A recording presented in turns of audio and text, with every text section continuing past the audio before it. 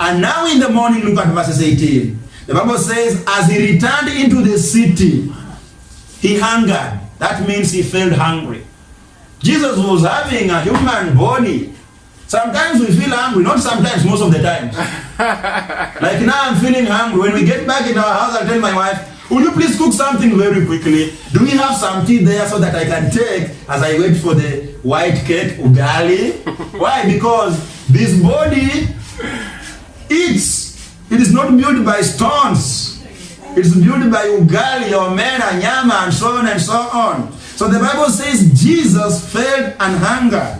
Verse 19, and when he saw a fig tree in the way, he came to it and found nothing thereon, but leaves only, and said unto it, let no fruit grow on thee henceforth forever. And presently the fig tree withered away. Verses 20, and when the disciples saw it, they marveled, saying, how soon is the fig tree withered away? Verses 21, Jesus answered and said unto them, verily I say unto you, if you have faith and doubt not, you shall not only do this which is done to the fig tree, but also if you shall say unto this mountain, be thou removed, and be thou cast into the sea, it shall be done. Verses 22, the Bible says, and all things whatsoever you shall ask in prayer, believing, you shall receive. Now, Jesus is feeling hungry. Just like, when we were young boys and young girls, sometimes we are at school, and it's around 12:45 when you know that it's lunchtime. So when the bell rings, everybody runs back to their home. Unfortunately, when Paul is running back to his home, when he gets at home, he goes direct into the kitchen. He only finds a dog lying where my mother cooks. Meaning there is no fire, no cooking, nothing has been prepared. I used to feel bad because, what will happen to me is just to go look for some guavas, try to eat and go back to school. Here, Jesus Christ goes to a fig tree. He's feeling hungry. Seriously, literally speaking, he's feeling hungry. And he expects that as I go to that fig tree and find some fruits, I need to eat some fruit so that I feel, well. But unfortunately, the Bible says, as he approached the tree, this tree was looking nice. It was having good leaves. Have you ever gone towards a tree hoping that you'll find a fruit, only to look at the tree and see that there is nothing like a fruit? But the tree is doing well, having, good leaves and all that. And Jesus did not understand that, maybe it's not the season and all that. The Bible says, Jesus cursed the tree. Jesus cursed the tree, and he said unto the tree, let no fruit grow unto thee henceforward forever. And the tree withered away. You know what, brothers and sisters? I don't want you to look at the fig tree. I want you to look at yourself as the fig tree. Because the life of a Christian is compared unto a fig tree. You are either producing fruits or you are without fruits. And now out of this, you understand one thing. If you have no fruits, will you continue growing? You will not continue growing, you will wither. And that is why today, we have more so-called Christians in churches, but they are withered. To be a Christian that will, excel and continue, growing and growing according to the will of God is until you produce a fruit. Until you produce a fruit of your own kind. What am I saying? You make sure you are out there also producing another sheep. You go out there and do what we call soul winning. But this habit of just coming into the house of God after you get saved and you begin just sitting on the chair. Here come January to December. You never give, birth to any fruit. You are one person Jesus looks at and says, you shall never give any fruit. That means you will wither. And I want you to go to John 15 so that you understand even more about, the issue of bearing fruit. Because, if you go to a church that does not bear fruit, that church is dead. That church is withering. That church is not growing. And that church is having people that are not bearing fruit. These are fig trees that are without fruit. Even when Jesus Christ requires that he gets a fruit out of it and eat, then he notices that there is nothing I will continue being hungry, you know what? Out of that, you might wither. And so it's good for you to make sure that as a Christian, don't just be a Christian of sitting in the church. You know, bear fruit where you stay, man. It's not a must that Pastor Paul should call you over so that you go to, you know, and bear fruit. You know, when you go to the west, we have vineyards on the west.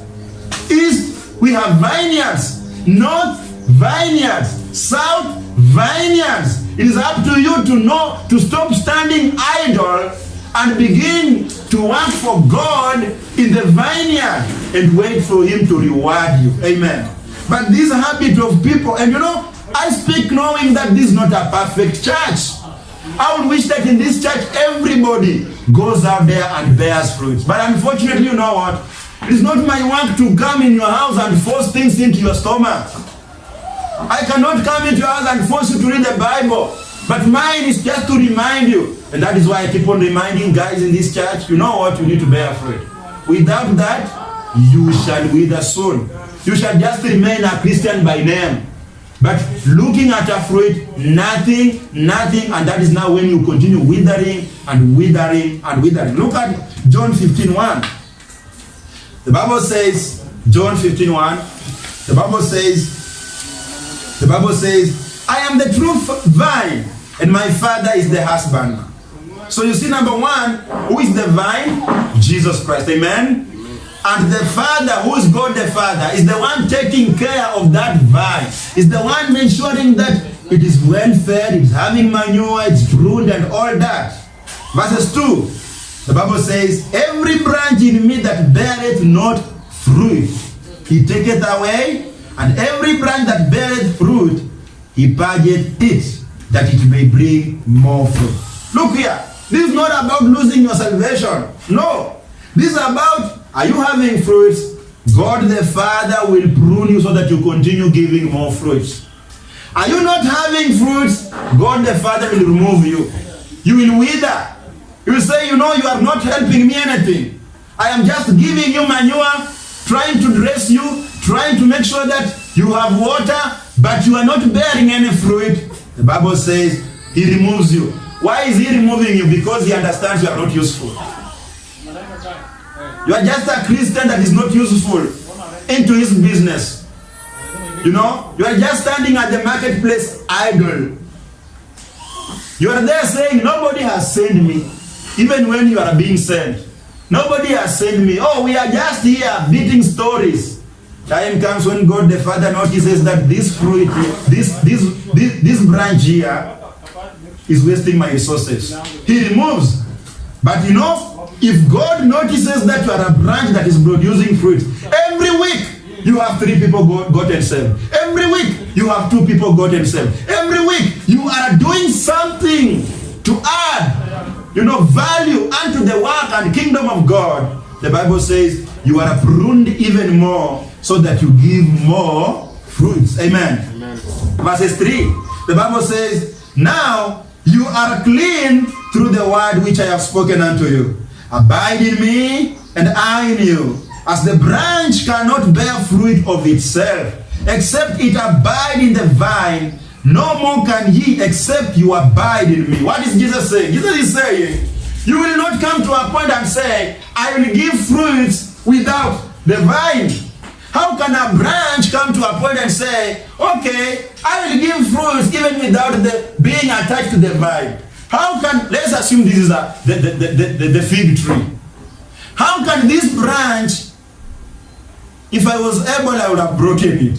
But you know, how can this branch come to a point and say, okay, I want to detach myself from the tree, therefore I'll continue giving the fruit? It's not possible.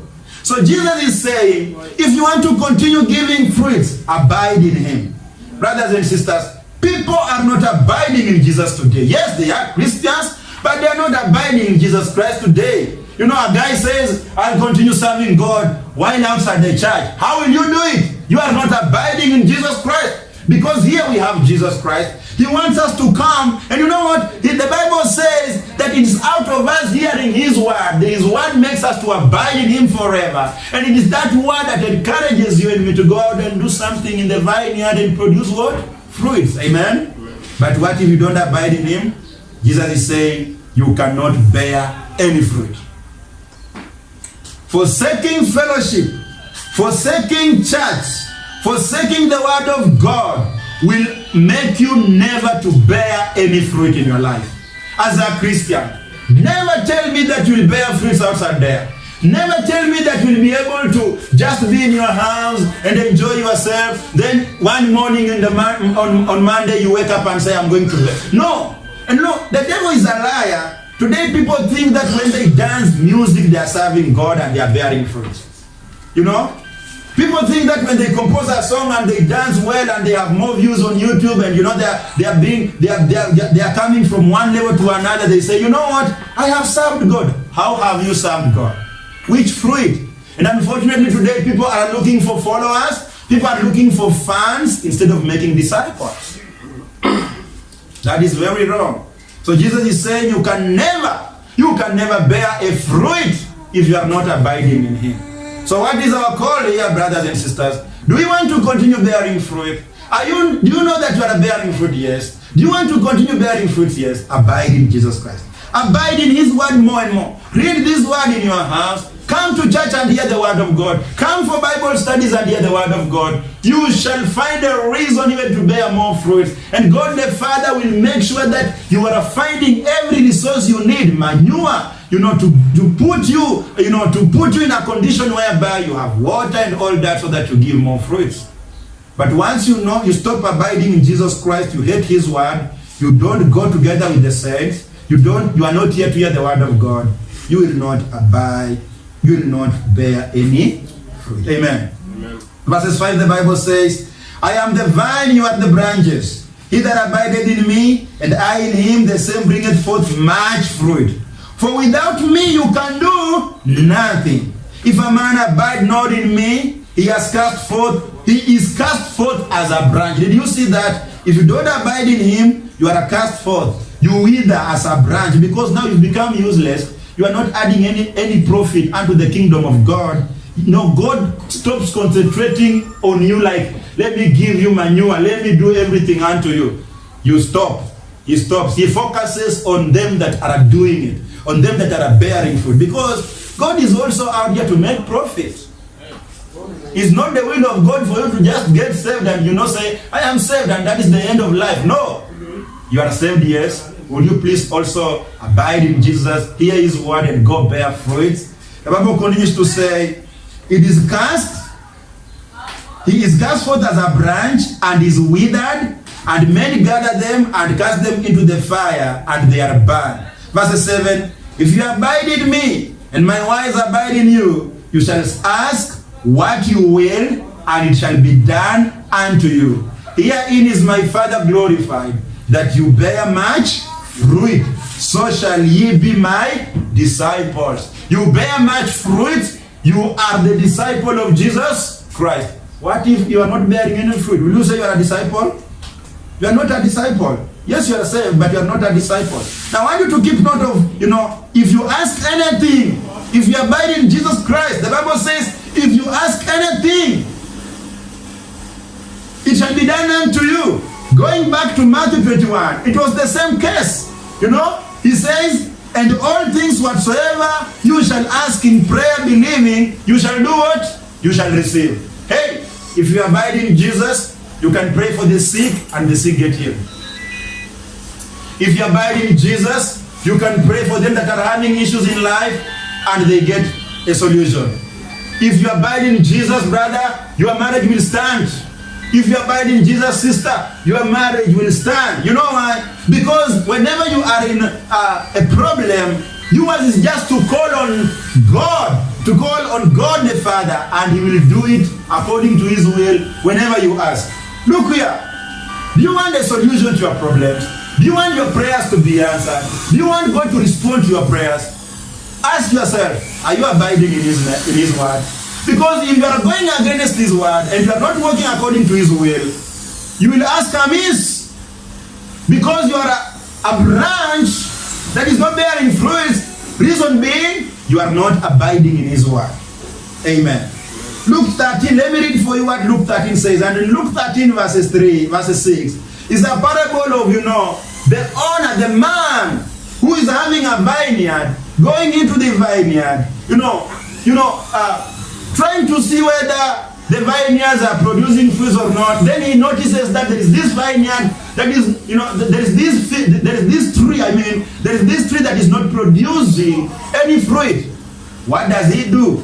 The Bible says in Luke 13:6, he spake also this parable. A certain man had a fig tree planted in his vineyard, and he came and sought fruit thereon.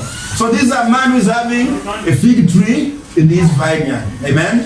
So he comes to see whether he can find a fruit to eat. And found none, the Bible says. Then said he unto the dresser of his vineyard, Behold, these 3 years I come seeking fruit on this fig tree, and I find none. Cut it down. Why cumbereth it? Why cumbereth it the ground? You see, this is a parable. It's like, I being here as a pastor, and Jesus Christ is the owner of the vineyard. Then, he knowing that you are, the fig tree, he comes every year to check whether you have a fruit. He notices that there is no fruit in you. He comes again the second year, no fruit. The third year, no fruit. Then he goes and asks the person that is dressing the fig tree, the person that is always making sure that there is manure, there is water, it has been pruned and all that. Then he tells the dresser, you know what? Cut this tree down. Because I've been coming here for 3 years, it is not having any fruit. So it is not beneficial unto me. But look at what the dresser responded to this man. Verses 8. The Bible says, And he answering said unto him, Lord, let it alone this year also, till I shall dig about it and dung it. And if it bear fruit, well. And if not, then after that thou shalt cut it down. You see? So the boss wants the tree to be cut, but the dresser says, okay, let us just give it a try. Maybe 1 year more. If it bears fruits, then it will continue surviving. But if it is not bearing fruits, we'll do what? We'll cut it down. I want you to see a picture of a preacher, a picture of a saint, praying for you that is not bearing a fruit. Because at the end of it all, Jesus is the owner, and he's saying, will we please cut this tree that is not bearing fruit? It is wasting our resources. But the dresser is pleading with the master. Let us give it a try. And that is why, brothers and sisters, every Sunday, every Wednesday, every Friday, we are here and Pastor Paul keeps on reminding you, before you are cut down, before you are disregarded as a branch that bears no fruit, will you please do something? Giving you the word of God. And that is what is called dung. Taking manure and putting upon you. God allowing you to go through all that you can so that you can do something. Understand that you have been given a chance. A second chance is you to wake up. When we go out for soul winning, it's not about Pastor Paul. Do you think, in my own thinking and reasoning, do you think I need people to be won to Christ so that they come to live in my house? It is God's work, amen? So it is me and you to encourage each other to go and bear fruits. But if you are not, it's my work to keep reminding you. God is patient with you, and God wants each one of us to wake up and bear fruit. You got saved 2005. You got saved in the year 2018. You got saved in the year 2016. You got saved in the year 1995. You got saved in the year, some even come and boast and say, you can tell me nothing.